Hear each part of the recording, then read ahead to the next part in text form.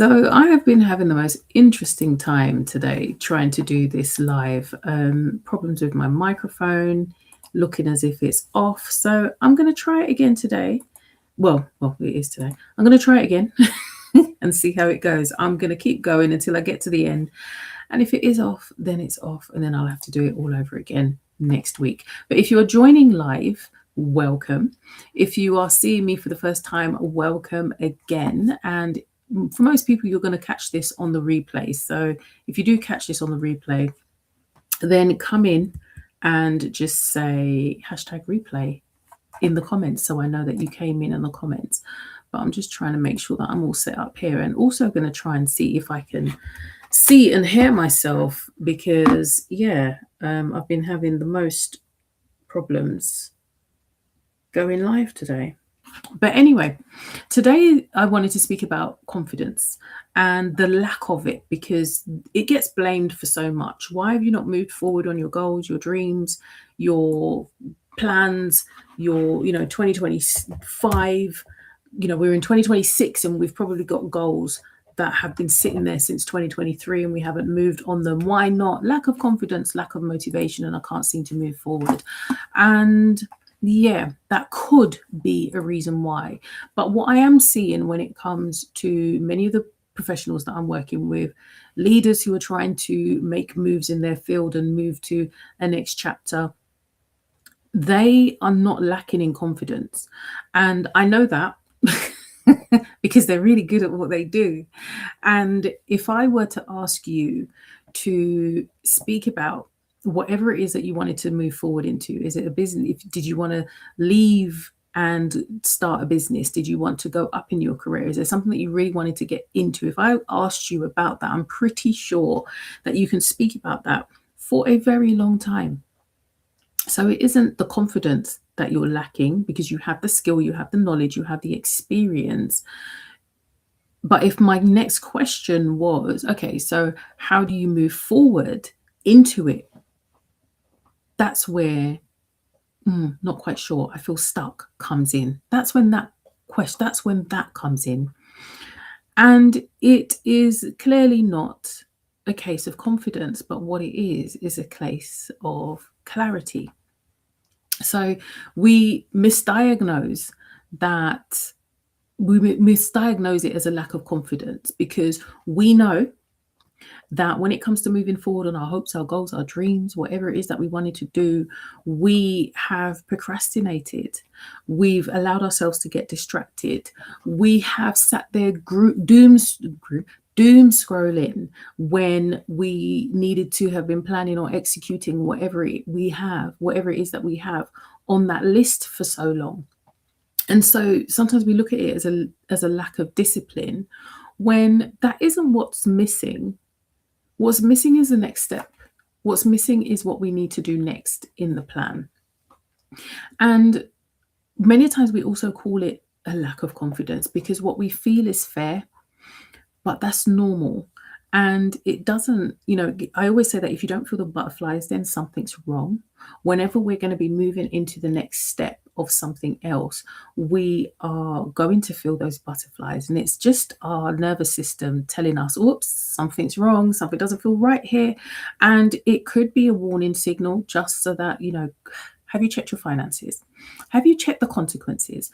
Are you very clear on what happens if you take this next step?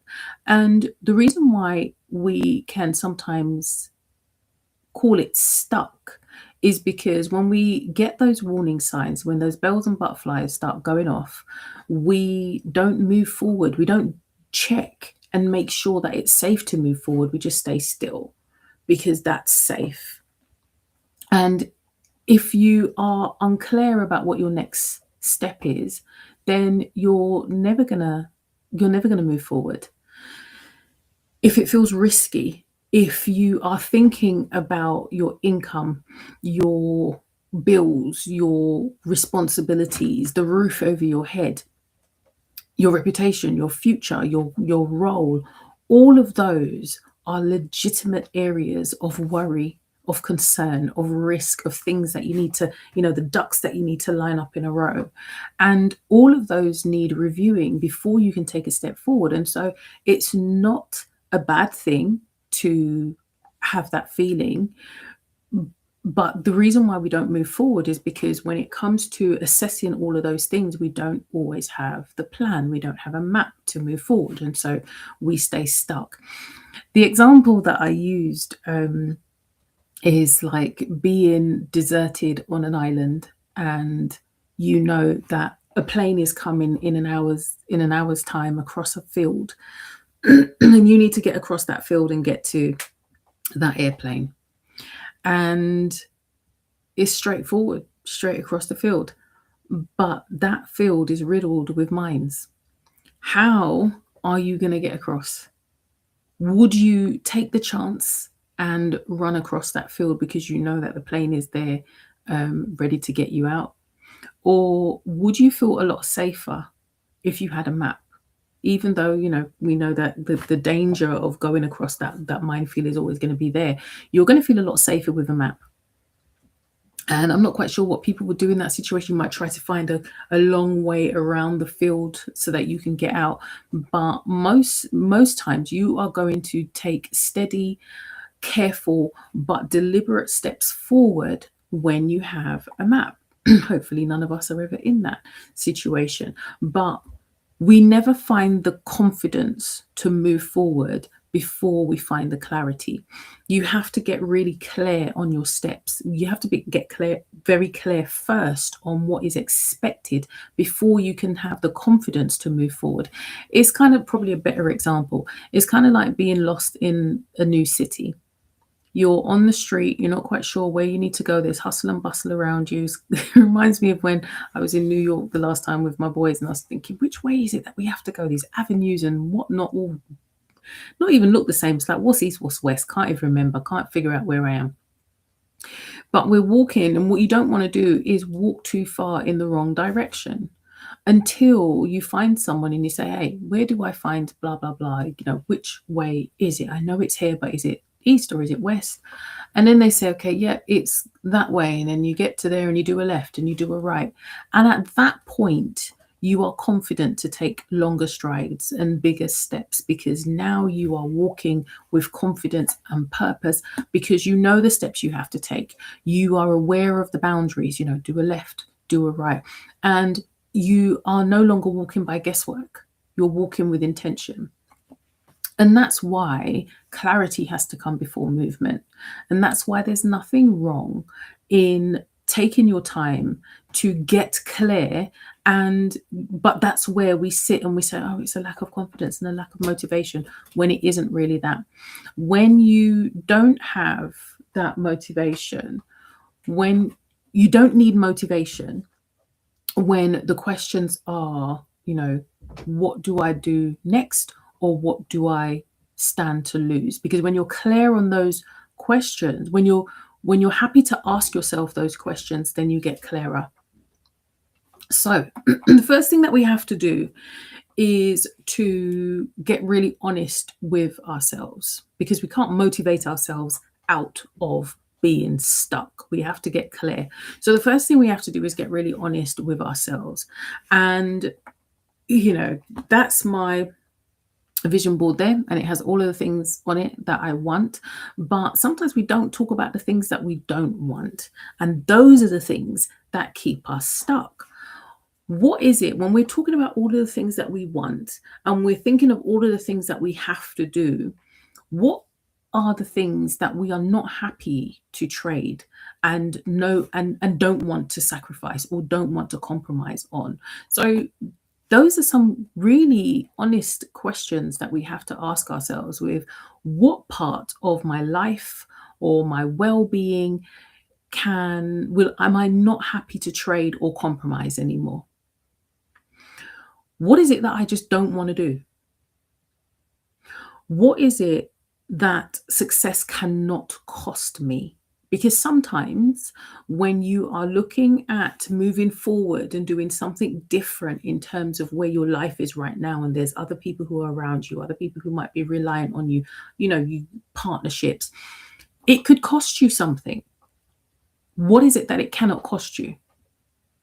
What is it that you're not ready to do yet? And that one is a really important question because it looks at, taking away the I can't. Because many times we say, oh, I can't do that. What are you choosing not to do? Because if we're really getting honest, then we're moving away from the external forces that are causing us not to do something, and actually taking responsibility for the steps that we are taking or choosing not to take. Saying I can't puts a restriction, which is an external restriction. You don't have control over your next steps.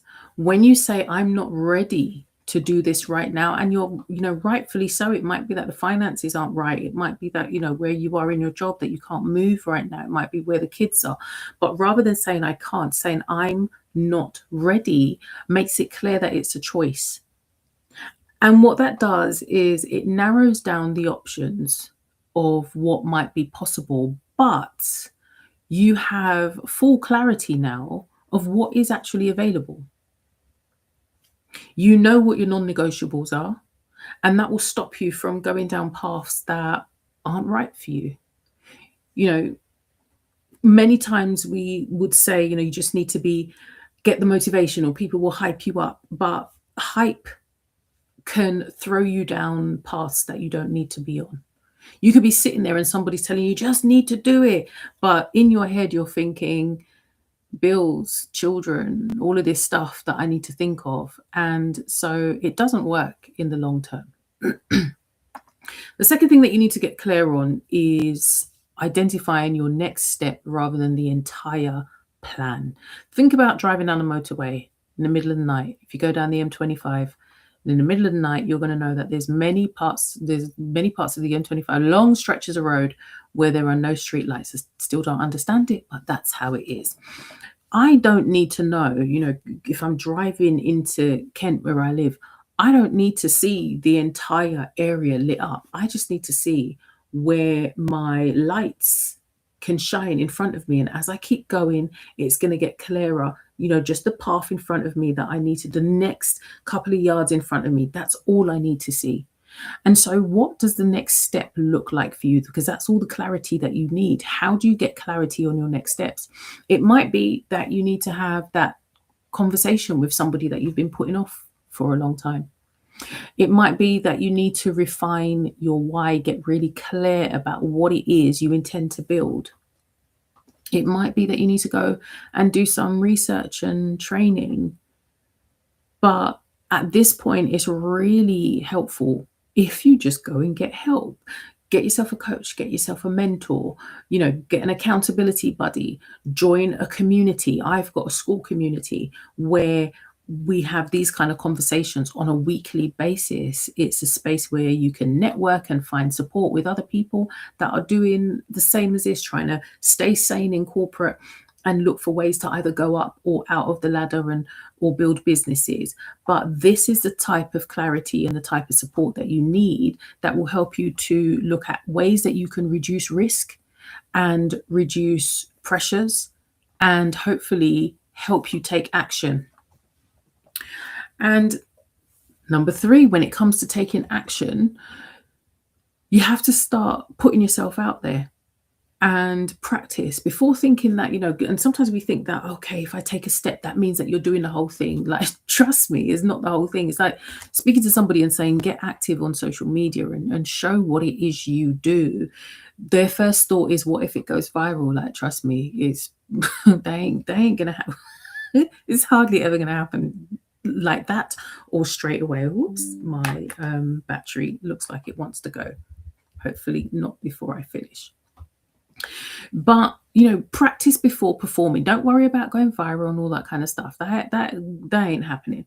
But think about when you were in school and you were part of the school play, or you were doing this performance, or you singing a song. Your entire family probably knew the song even better than you, because you'd be practicing and going through it, you would spend hours and hours, or you've turned into an adult and you're going for jobs. How long do you take doing that interview and practicing and having somebody doing interviewing techniques with you? Those are the things that we have to do when it comes to moving into our next phase. If you want to start a business, start testing your business. Start doing it out loud and safely. And when I say out loud, it doesn't mean that you have to be out here and lavish and brandish and all that kind of stuff, but you start bringing visibility to your brand and who you are. However, I know that that again brings up a bit of fear and the confidence issue can come up. But what is happening here is that you know that sometimes being visible and being vocal can come with consequences. There can be inferences made, especially if you're in your 9 to 5, if you start being visible on social media. And so I've got your back with that. I created the Professional Voice, which is a guide that, if for those of you who want to be visible and want to do so safely and to protect your professional and your personal reputation, there are tips in there and information as to how you can do so and how you can protect in ways that you can protect your brand and your journey. So those are the things that we need to think of in getting active, finding help, and getting really honest and clear with ourselves when it comes to what our next steps could be. So when we speak about, I'm lacking confidence or I'm lacking motivation, we say that because we just don't feel safe about moving forward. It isn't that there is anything wrong with us. It's that we need to be sure about what our next steps are. And there's absolutely nothing wrong with that. Where we find it difficult is, and we start blaming ourselves, as if we know that some of these goals and some of these things that we've wanted to do have been sitting there since 2022, 2023. We can no longer blame, being in lockdown for it not happening. And then we start blaming ourselves. But we need to get that support in order to move forward.